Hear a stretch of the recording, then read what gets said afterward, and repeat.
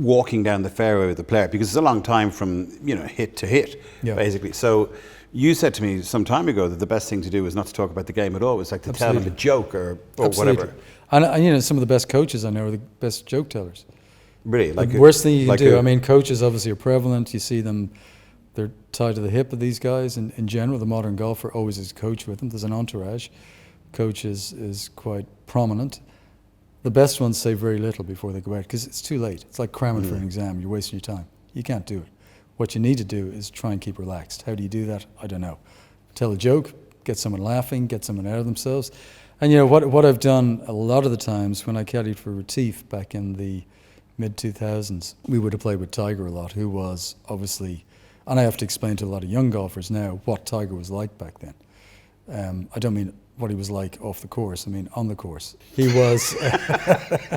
Right, okay. If you know what I mean, but because none of us knew that. But so, what he did is, you're out there for 4 hours, 5 hours, whatever it is you're out there for, you can't concentrate for that amount of time. And if you do, you're exhausted at the end of it. You have nothing to give.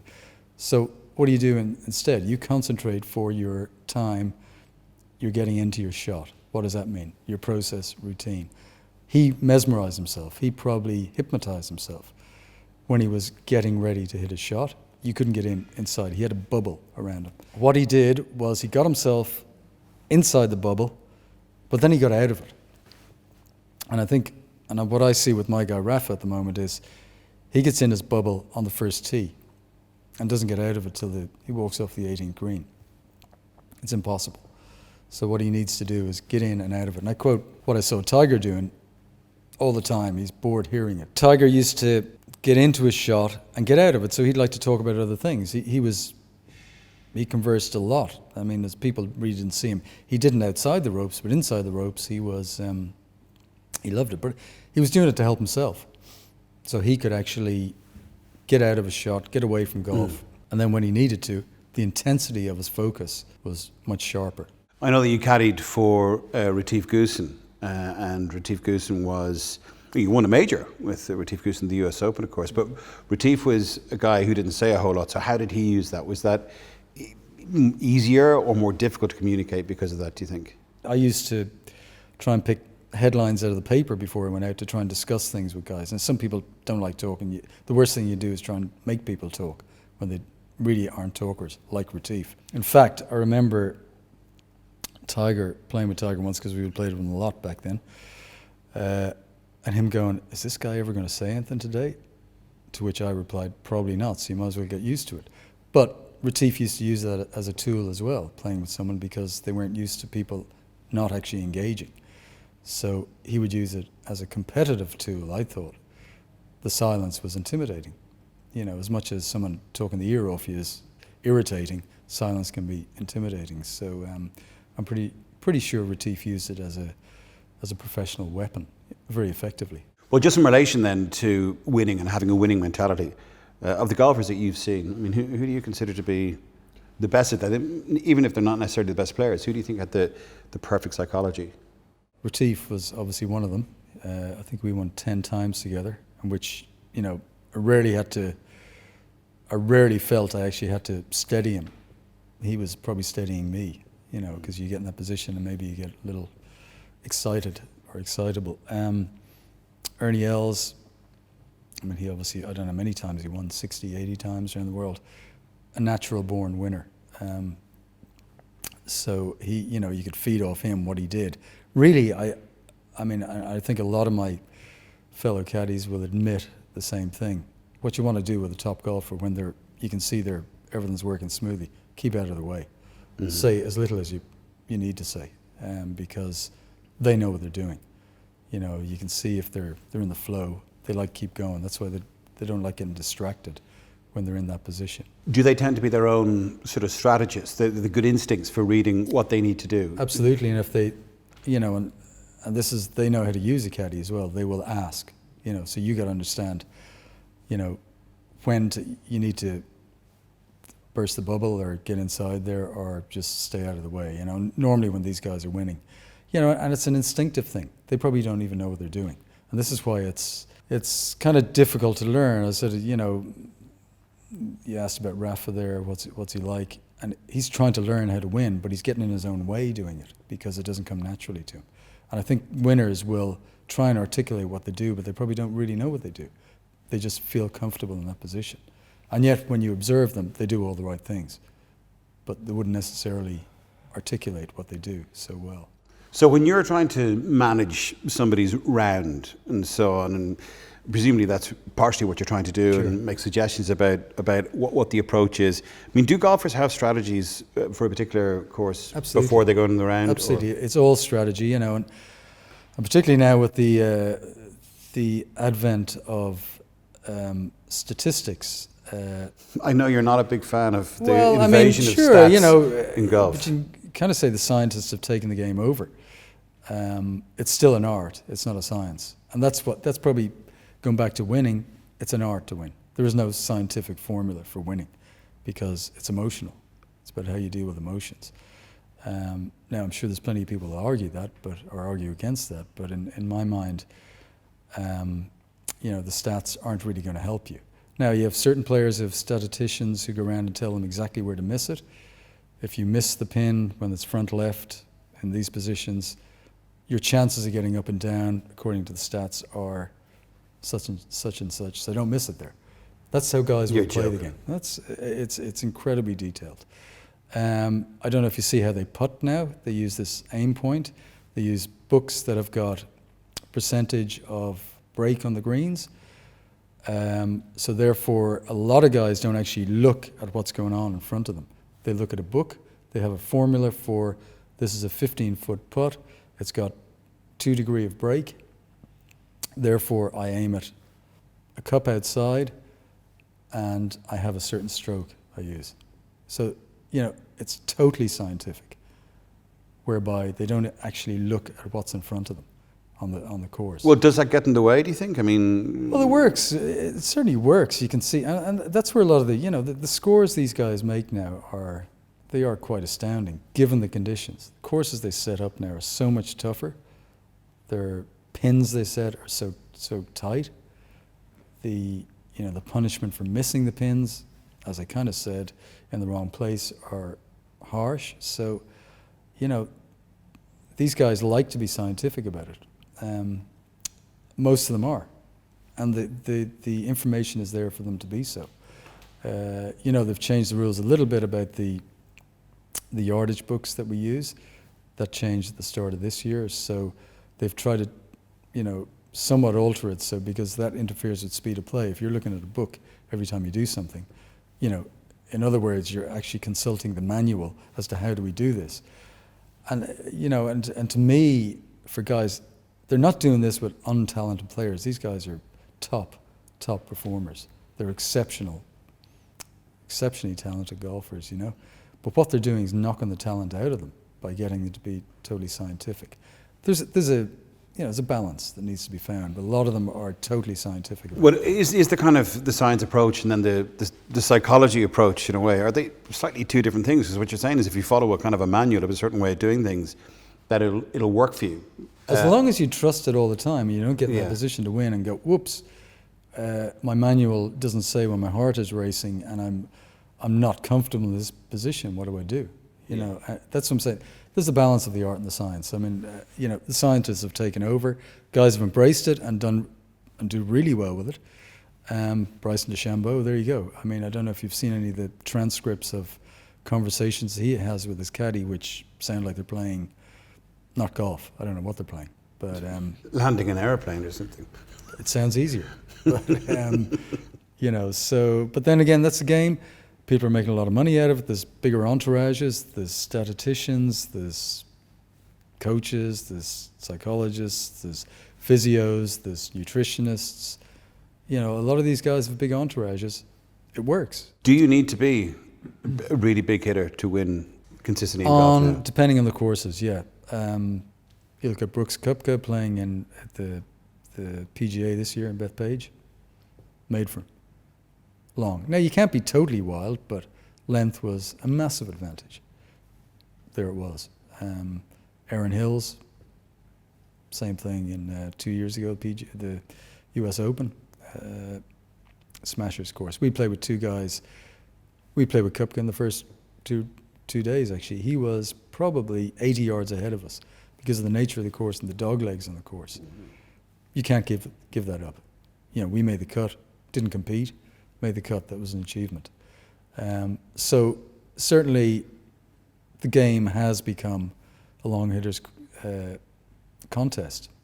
Now, not saying that accuracy doesn't help as well. Dustin Johnson obviously is a long hitter, but what he had done, he still does to a large degree when he was dominant a couple of years ago. Not like he's not doing well now, but he's not as prolific as he was. I'm sure he'll come back. He attributes a lot of his success not only to his long driving, but the accuracy at the other end, because he was using TrackMan. They all walk around with these TrackMan. I don't know if you've seen it. It's like it's like the modern golfer's briefcase. Yeah, which is based on avionics, how the ball flies, the spin rate, the smash factor, the accuracy, what you need to do. So they're getting instant feedback all the time about what their golf ball is doing. So, I know, to go back to Dustin Johnson, he attributed his work and the accuracy of his wedges to what he did with TrackMan. Wow. So it wasn't the fact that he was hitting it 320 yards or further. It was the fact that when he was doing that, he was hitting it so close with his wedges because of the work he'd done, which he did daily and used to have a strict regime before he went out. He still has it, I'm sure. But so, I'm kind of arguing both sides there. I'm saying the scientists have taken over.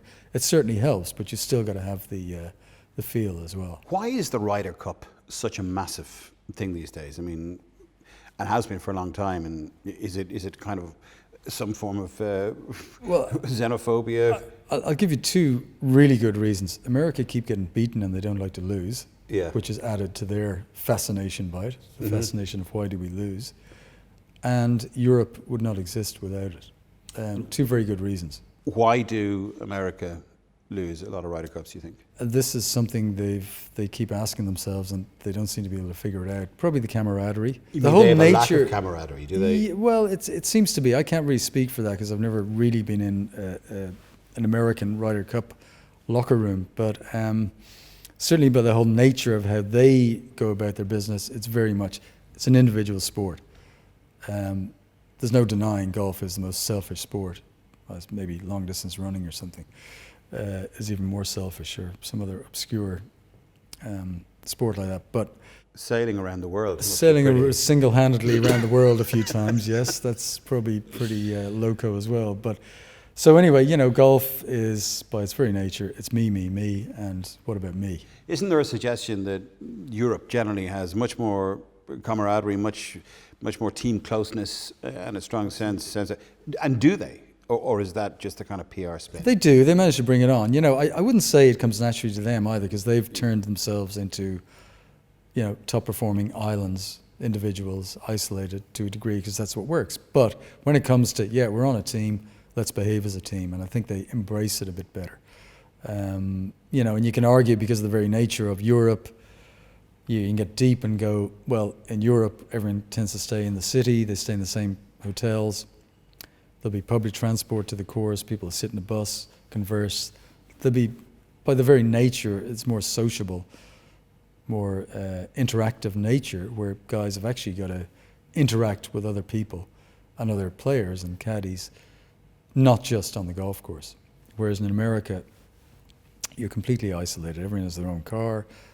There's such a big infrastructure. They tend to stay in different hotels or houses or whatever. The structure is more isolationist. There's no compromise. There's no meeting at night for team dinners, group dinners, whatever. It's just they look after themselves. So that is what happens in Europe. In Europe, I think it's set up more that guys would socialize a bit more. I think the modern golfer, in general, no matter where they're from, are more used to being self-sufficient and dealing with themselves. But it does seem that the Americans haven't embraced the idea of,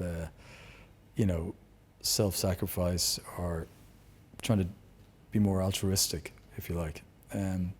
They only deal with themselves. They haven't embraced the team nature of things, which is understandable. They play, all their golf is played as an individual. Performing as an individual is what matters to them. It's what got them on the Ryder Cup team. Now you're asking them to change, it doesn't really work. Of course, our very own Paura Carrington is captain for 2020. How do you think he's going to enjoy that? How do you see that going? Yeah, I mean, well, again, Europe are the team to beat. He's got to go with a formula or just maintain the formula that keeps Europe in that winning position. He's got the pedigree. Now, I know pedigree doesn't always work. Mm-hmm. You need to be a leader. You need to, get guys to was perform. Particularly successful. Well, yeah, absolutely. In that regard. And Paul, was a good player. He wasn't probably the pedigree that, there's no doubt, because you can see the majors that Pádraig won as against Paul, who won tournaments but didn't win majors. So, but he brought a different dimension because he obviously studied man management and went to every detail to get the best out of each player for him. And he was up against one of the best players that ever played the game, Tom Watson, who had the pedigree but didn't have the nous or the subtle touch to get the best out of his great players. And where do you see Pádraig Harrington majoring? Where do you think he'll be particularly strong? Will be his strong suit? He has a lot of respect. He understands how individuals perform and how important it is to get the individual, each moving part of his 12-man team to move correctly. He'd do it in his own way. Pádraig's unique style. Mm-hmm. He's taken on the position. No captain wants to lose. So he's going to do everything he can to figure out what a winning formula is. Who do you really admire in terms of players you've played with? Well, I mean, what do I admire? If I was watching golf can be a bit mundane, you could say. If I was out spectating, the guy I would watch is Bubba Watson. Really? For the simple reason that if you watch him play, and I suppose if you watch golf on television, you see this, they have this tracker where you can always see the ball. You want to see the movement on his golf ball. And it's all total feel, totally natural. In a game that's maybe invaded by clones, there is a naturally instinctive and exciting golfer to watch because of the shape he puts on the ball. He sees a course a totally different way. I'll tell you an interesting thing about Bubba. We played with him in Portrush. And here's how much he loves the game. And this is something that's hard to keep going when you play it professionally, is to actually love the game. There was a small course, like I don't know, it was par 65 or something, the old course down between Port Stewart and Portrush. He went down on the Wednesday before the tournament and played it with one club with his mates. He took an 8-iron and his mates took a 7-iron. So 4 of them played, including his caddy, Ted. Played in the rain. He said it was one of the best rounds he's ever played and enjoyed it because it was just a unique form of playing golf. And you can tell by how he plays, that's how he plays the game. He's not a clone. He's not a machine. He's a human being who has a rare talent to play the game, and he likes exercising that. So who do I admire as a golfer? Someone who actually entertains the way he does because of how he hits it, and for the very fact that he still loves playing the game, because I don't think a lot of them do. I mean, you've got to admire what Tiger's done for the game. He has definitely made a great career for me, indirectly, because the money has kept flowing in the game and will continue to keep flowing because of what he's done. And he won Augusta again this year after everyone thought he was finished. It's a remarkable event. How did Tiger come back, bearing in mind that he was serious back issues, I think? Sheer will. They have a talent. They can't suppress it. Will to perform, will to win, will to prove everyone wrong, I suppose, that he would never do it again. I'm sure that was a great motivator for him. And they work hard. They are driven beyond belief.